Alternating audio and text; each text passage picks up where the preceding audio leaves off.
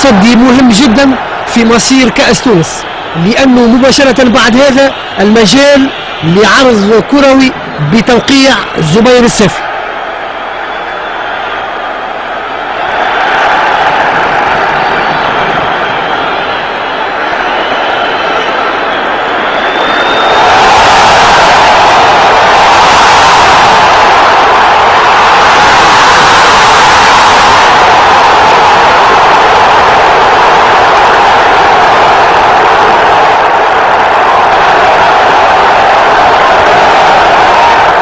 لعب عليها في التمارين اللي هزينا الكرة بالحارس، يعني ديما في التمارين نستعملها.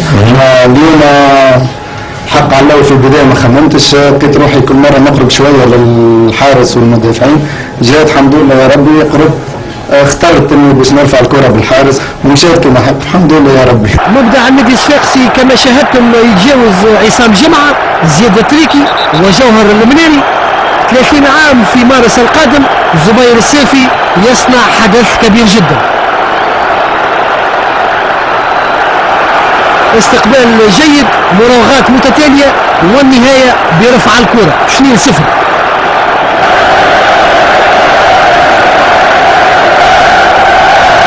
في 27 جوان تتويج بيروت، في 20 نوفمبر انجاز رادس، النادي الصفاقسي يضيف الكأس لبطولة الأندية العربية البطلة لتصبح 2004 سنة سعيدة جدا لفريق عاصمة الجنوب.